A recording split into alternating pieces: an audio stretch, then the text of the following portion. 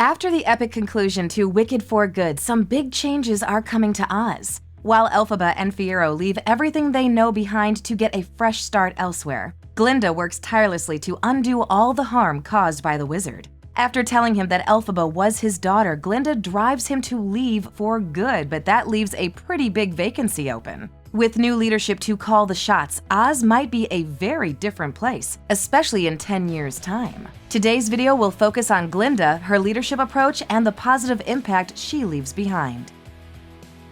Number 1. Glinda and her council. Now that Elphaba and Fiyero have left Oz behind, Glinda's starting the next chapter of her life alone. With the two people she loved most gone and assumed dead, she'll have no one to rely on when making decisions or needing support. Leading Oz is a big job, and if Glinda wants to continue making public appearances to keep her people happy, then she needs to build a team to make that possible. Power can go to anyone's head. More importantly, she can't know what's best for every Ozian at any time. Her experience with Elphaba taught her the value of friendship, and she saw how much Dorothy accomplished after making friends in Oz. The best option for Glinda, especially in the earlier days, would be to create a council of trustworthy individuals to help her make decisions and meet Oz's needs. There are already a few characters I would put on that list, with Bok representing Munchkinland and the lion speaking for the returned animals. Chistery might give his opinion, telling the council of any civil unrest that lingers after the wizard leaves. Number 2. Glinda the Monarch.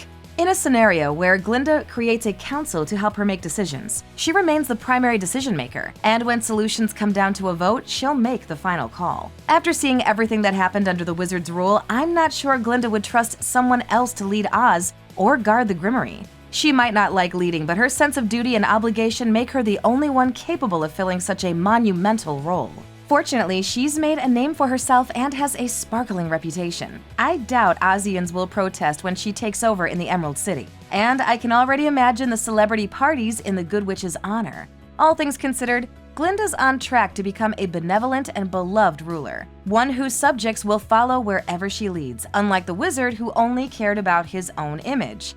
Glinda will devote her life to making her people happy, possibly making her the best leader in Oz's long history.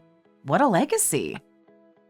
Number 3. The Ozian Democracy. If Glinda decides she doesn't have what it takes to lead Oz, or wants to change things entirely, she might suggest that her fellow Ozians stop following her every command and start thinking for themselves. Elphaba felt like a dime-a-dozen character in Oz, but that could change once everyone starts thinking critically about their futures. Instead of blindly following Glinda like they did the wizard, Ozians could participate in a poll and vote for the individual they want in office. That way, the majority of Ozians will choose what their future will look like and who will lead the charge. Democracies aren't perfect, but sending possible leaders out to campaign and prove their worth is a surefire way to get the public thinking about the next 10 years. Someone could run from every faction and, with enough to offer, become the new face of Oz. Personally, I would like a candidate who promised to protect the animals and find a way to help them live peacefully beside humans. And in this scenario, I have to insist that the intelligent animals also get a vote.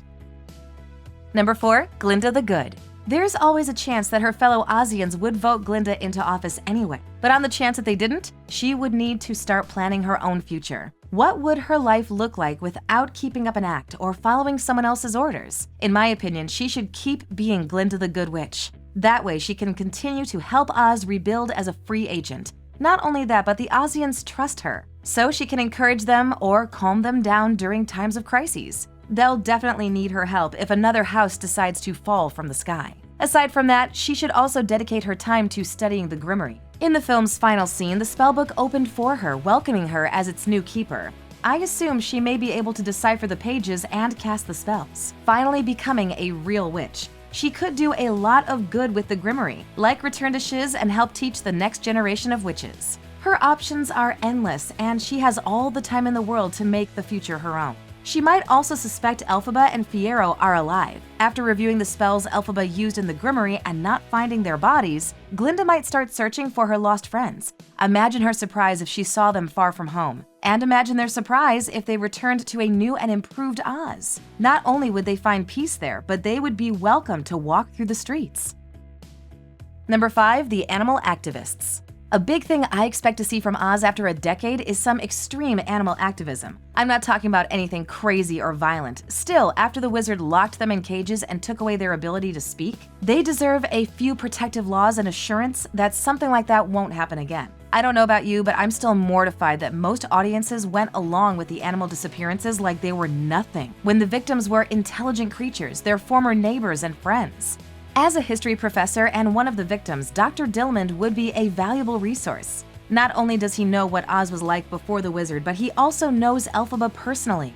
Dilmond is in a unique position, and his story or speeches might inspire Ozians to rise and help their animal neighbors have better lives. Another activist could be Chistery, who not only had his family used against him, but who endured a painful transformation against his will. The wizard created a creature with wings, an addition that the Grimoire never wanted in the first place.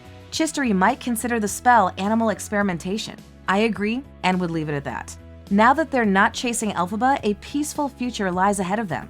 Chistery might advise that Glinda practice with the Grimoire far from the nearest town. Number 6. Remembering the past. Elphaba might have been the greatest activist of all. After she leaves Oz, I wouldn't be surprised if they started to have statues and art to memorialize her. Hopefully, Glinda will continue to tell Elphaba's story as she did in Munchkinland, so everyone can learn from her mistakes. All of this will make remembering the past easy, as Oz has a few scars they can't hide. History has a nasty habit of repeating itself, or rewriting itself. If they want to prevent themselves from oppressing a harmless group and promoting a horrible leader, they need to listen to Glinda's lessons carefully. Others can also share their stories, creating a complete history of Oz under the wizard's rule. Bok could tell everyone what it was like to know the Throps, and the Lion could explain what it was like growing up in a world that required him to hide. Anyone who encountered Elphaba might realize she wasn't so bad. If things move in a positive direction, who knows, maybe she and Fiyero could return one day. I know doing so, even if just to visit Glinda, would make them happy.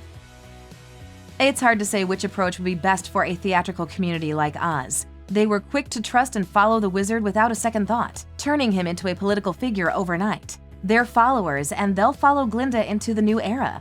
Now that she's calling the shots and has her past experiences to guide her decisions, I'm hopeful that she'll promote a loving, accepting, and all-around positive version of Oz, where people like Elphaba will never doubt whether they belong.